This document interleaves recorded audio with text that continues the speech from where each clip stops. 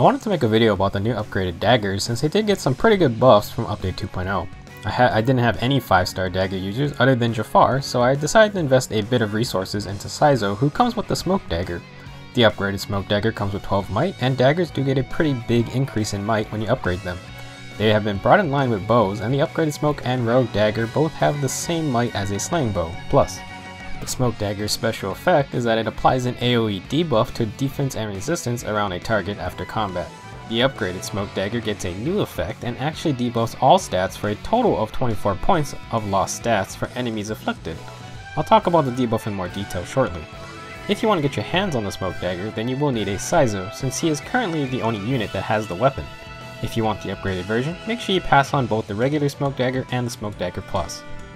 The main aspect of the upgraded Smoke Dagger is its absolutely massive debuff that affects all stats. The subscription does have a few requirements, so let's go over how it works. So after combat, if the unit attack, then it inflicts attack, speed, defense, and resistance -6 on the target and foes within 2 spaces of the target through their next actions. First off, the debuff only gets applied after combat, although it will apply even if the enemy dies to the user. Second, the Smoke Dagger user must have made an actual attack in combat. It will not apply if your dagger user cannot attack for whatever reason, being range difference or skills like wind sweep. Third, this debuff is applied to the target if they survive combat as well as all enemies within 2 spaces of the target. You can see in my diagram that Saizo attacked Azama, and the debuff will spread to Delthea as well. 2 spaces can be an entire team if you hit the right target, so it does matter who you attack to make sure you hit as many enemies as you can with the stat debuff. Another thing is that Smoke Dagger's debuff can be activated on the enemy phase and can be carried over into the player phase. This is because this debuff lasts until the unit's next action. However, that means even if the enemy is afflicted during the enemy phase, if they make an action such as moving or attacking, then the debuff will end and will not be applied when the following player phase starts. For this reason, I am going to say that Smoke Dagger's debuff is most reliable if you can apply it during the player phase, since it's guaranteed to affect enemies until their turn ends on the enemy phase. I want to share some tips I have after getting some experience with the upgraded Smoke Dagger. Target selection is key. Because of the 2-space area of effect range of the debuff, you want to make sure you attack enemies that the user can survive, as well as apply Smoke Dagger's effect to multiple enemies. Non-distant counter melee units are prime targets since they cannot counterattack back, and your dagger user can safely apply the debuff to their allies off of them. You can also run the Savage Blow C skill or Sacred Seal, which will apply out of combat damage to enemies in the same range as Smoke Dagger's debuff. While it doesn't affect the target, you can get some good chip damage off onto their teammates, and you also debuff all their stats. Just be careful of skills like Vantage or Desperation. Savage Blow may be better suited for PvE content unless you have a plan to deal with Vantage in the arena. My next tip is that you want to have a team that can capitalize on Smoke Dagger's debuffs. Once the enemy team gets hit, cavalry and ranged units are good at being able to get in range to make their attacks. With -6 to all stats for the enemy, your team will have a huge advantage in combat. You can also think about utilizing enemy phase units who can tank well. If you can buff them up and send them into the enemy's attack range, then they will make good use of the Smoke Dagger's debuff on attack and speed, which will hinder the enemy's offensive power. A unit who can counterattack at close and far range would be best. Last, you can also use a Dancer. While not a secret, Dancers work really well with dagger users because they can then take advantage of their own debuffs on the enemy. If you can apply the debuff, then get danced, you now have a better chance at either finishing off the original target, or you can focus on another enemy who is now affected by the -6 to all stats. With Savage Blow, you can inflict a lot of collateral damage just with one unit. Now let's discuss some things you can consider if you're thinking about upgrading the Smoke Dagger.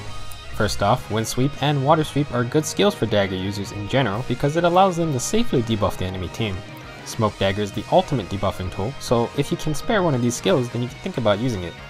Only main issue is that Wind Sweep is 5-star exclusive, and while you can get Water Sweep from 4-star Soren, I believe the tier 3 version is also locked to 5 stars as well.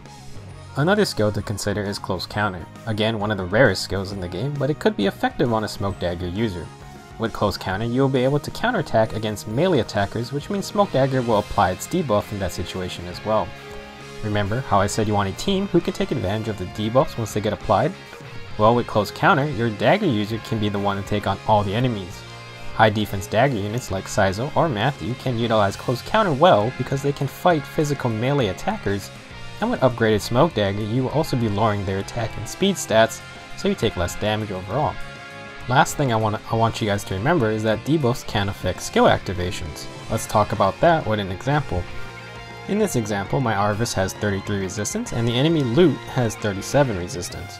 Lute has 2 ploy type effects, and because her resistance is higher, she will inflict them on Arvis at the start of the enemy phase. Well, if I attack Mia with Saizo carrying an upgraded Smoke Dagger, Lute will get hit by the -6 stat debuff.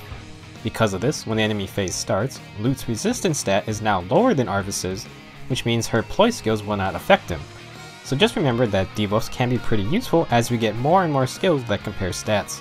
Since Smoke Dagger hits all stats by -6, it can become a pretty good tool against enemy teams who rely on skills such as Ploys or Heavy Blade or even Flashing Blade. I just wanted to end this video with some gameplay of the Lunatic version of the Iron Wall developer map. Now I had not completed this map yet, and I was trying to get the extra orb from the quest, so I will be cutting a lot since there are a lot of pausing when I was thinking. This was actually my first try with this team, and I have to say, Saizo with Smoke Dagger and Savage Blow worked pretty well. My game plan revolved around having Saizo hit Sheena since she is the only one without distant counter.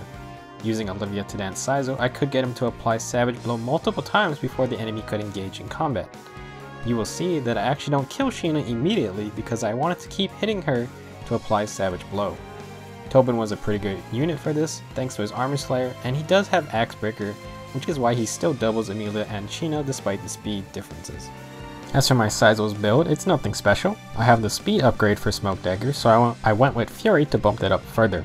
Since Saizo has low HP, Fury or one mage hit knocks him into desperation range, and from there he can hopefully outspeed enemies thanks to Smoke Dagger and hit them with 2 attacks and possibly a Bonfire proc. I was using Poison Strike earlier and that was also fun too. That's it for this video, and I hope you guys enjoyed my experience with the upgraded Smoke Dagger. I still think dagger units need some more buffs and skills, but these Weapon Refinery upgrades do add some cool new effects to play with. I'll see you guys in the next Fire Emblem Heroes guide, and I'll let Saizo finish off Effie.